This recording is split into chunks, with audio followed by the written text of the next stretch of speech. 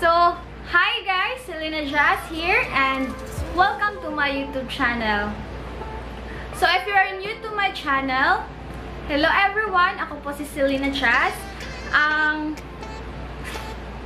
Ano ba si Selena Jazz? Anyway, si Selena Jazz ay isa sa mga pretty vlogger ng Cebu City. I am a Cebuana, guys.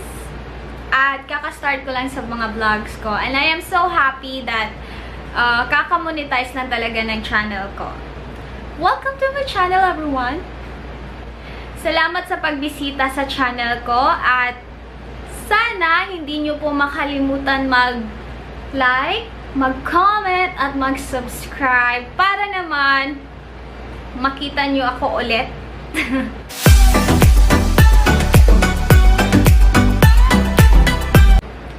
So, mga besh, mga bay, for today's vlog, may gagawin po ako for today's vlog. Kasi, actually right now, umuulan po sa labas.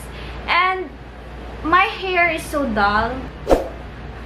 It's very boring. Anyway, mga besh, mga bay, for today's vlog, may susubukan po ako. So, honestly, nasubukan na po, ko na po ito before with my two girls. And as of now, ako lang ang mag-try.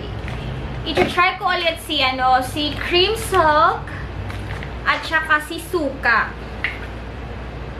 I-try ko si Consuka DIY hair treatment. Kasi nga naman, kung napansin niyo yung hair ko, it's so buhaghag. And kakagupit ko lang last month ago. So, ayun.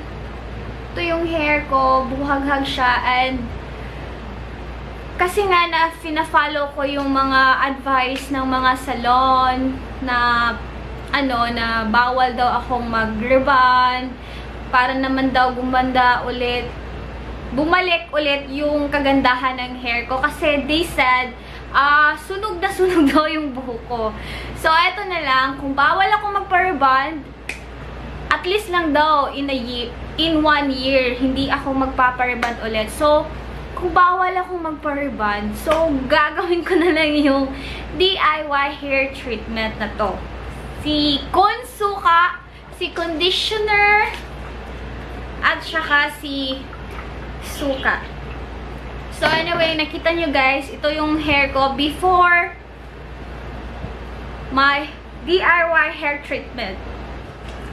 So, ito lang yung gagawin natin. Ilagay natin si conditioner dito.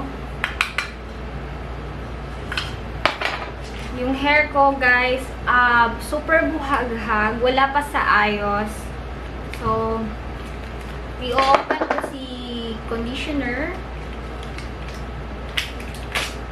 Oh. So, ito. Lagay natin siya dito.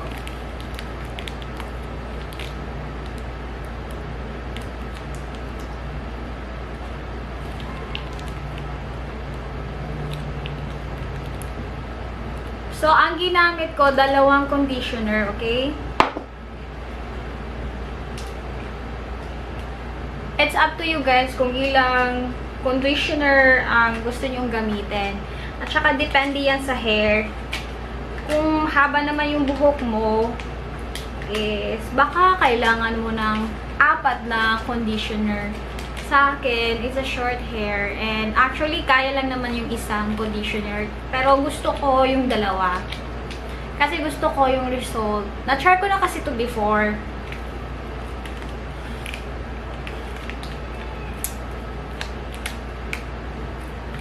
Anyway, wala akong gunting. Ito talaga yung tinatawag nila na DIY.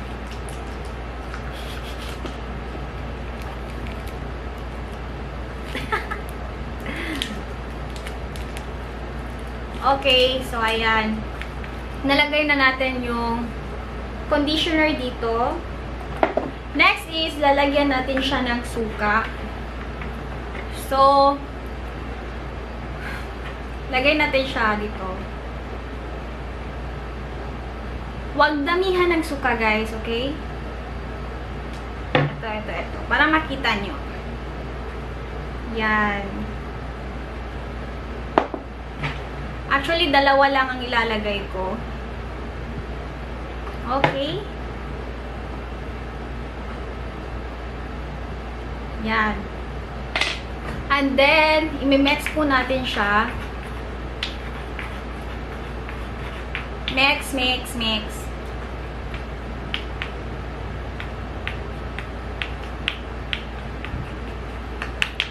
So, mix well until mag-okay na po yung, ano ba yan? Yan. Yan. Yan na yung Creamsilk at Consuka natin. Next process po is ilalagay po natin siya sa buhok natin.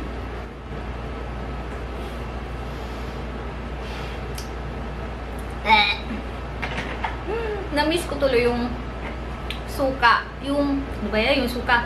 Na-miss ko tuloy yung chicharon with suka. Hirap lumabas ngayon, guys, kasi umuulan talaga sa labas. So, eto na. Mix well your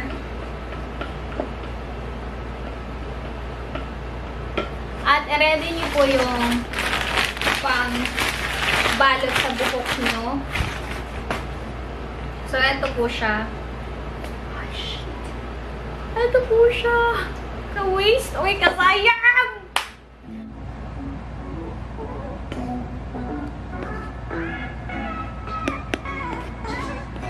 Mix na po natin. Mix na po natin siya. Yan.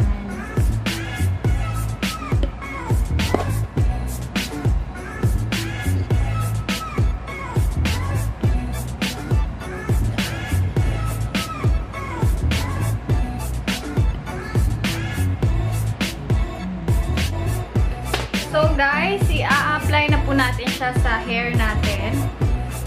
Yan.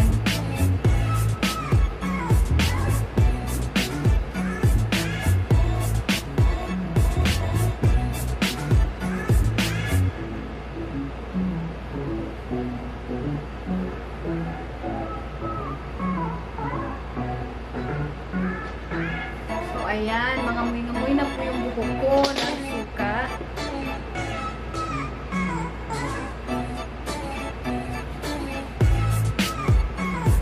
Excited po sa result kasi matagal ko lang hindi nakikita yung self ko na hindi buhaghag yung buhok. Yung nasa ayos yung buhok ko. Matagal na panahon na. Kahit suklayin ko kasi buhaghag talaga din siya. So ayan, nalagay na po natin lahat yung suka at conditioner natin.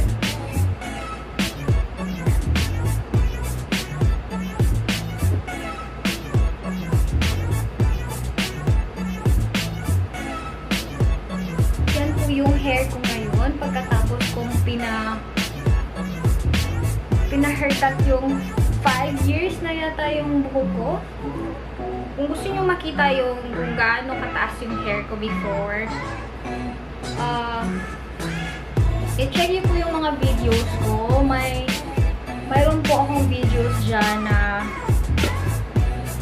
cutting my hair. So, eto guys, nirap ko na po yung buhok ko ng plastic. And this, I'm going to leave this for 30 minutes. So, guys, done na po ang ating 30 minutes na paghihintay. 3 hours later. Can you move it along? I'm all out of time cards. On my head. And, kunin ko lang yung suklay ko. Isusuklayin ko siya. At, ang gagawin natin next is banlawan natin yung hair.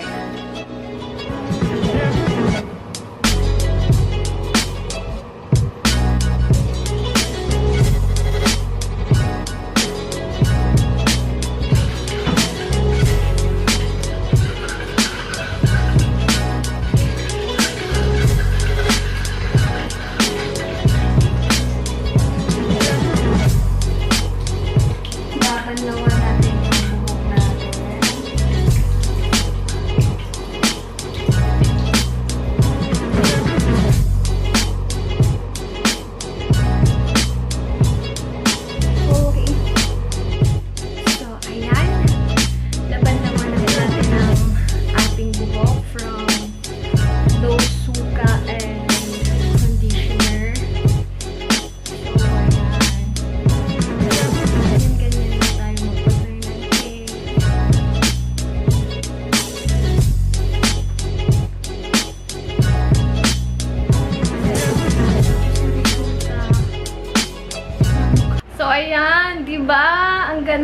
ang resulta.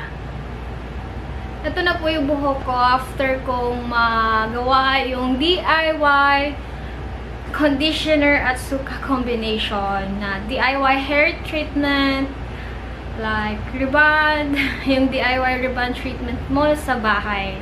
Ito po yun ang resulta. Kung makita nyo po yung buhok ko kanina na it's a super duper buhaghag na now, hindi na siya buhaghag. Straight na po siya at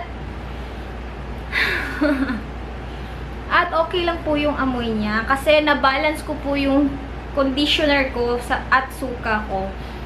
Hindi ko dinamihan yung suka, mas madami yung conditioner ko kaya hindi siya nangangamoy suka.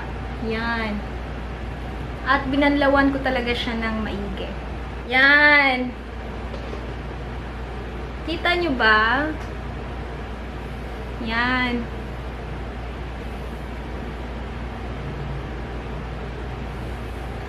O, ayan, diba? Para ka na ding nagpa-parlor. I'm so happy with the result. Yan. So, nakita nyo naman, guys, kanina, before I started my DIY hair treatment na conditioner and suka, nakita nyo naman kung gaano talaga ka-dry yung hair ko. At yung resulta now is, tingnan nyo, hindi na talaga siya dry. And I am so happy with the result. Yan. Tsaka yan. Kita nyo, diba? Kita nyo, diba? Diba? Diba? Yan. Subukan nyo din to kung nagbabudget kayo. And I actually really love this. At gagawin ko to ng paulit-ulit. Wag lang siguro araw-araw. Kasi maawa naman tayo sa buhok natin. I'm gonna do this once in a month or baka twice in a month lang. I am highly recommended this kind of DIY hair treatment na gawin nyo ito kung napapagod na kayo, nakapupunta sa mga parlor at kung wala naman talaga kayong budget, gagaya ko, subukan nyo pong mag-DIY hair treatment na to na super very affordable naman talaga. Yan, di ba? I'm so in love with it. And gagawin ko pa. At saka nagpapasalamat talaga ako kung sino man yung nakadiscover ng viral na mga vinegar at saka conditioner na to. I'm so thankful na i-share mo po ang iyong kaalaman. Kasi nakasave talaga ako. Hindi na ako pumunta sa parlor for just maayos lang yung mukha ko. I mean, maayos lang yung buhok ko. So, andito lang talaga ako sa bahay, nagdi-DIY for myself. So, I hope you guys learned kung paano mag-DIY ng hair treatment nyo sa bahay lang at paano makasave. So, I hope you guys enjoyed my video at dito lang po nagtatapos ang video ko about my DIY vinegar at conditioner hair treatment. And please po, huwag niyo pong kalimutan i-like, subscribe, at i-share niyo na din po yung video ko pong ito. Okay? Thank you for watching, guys!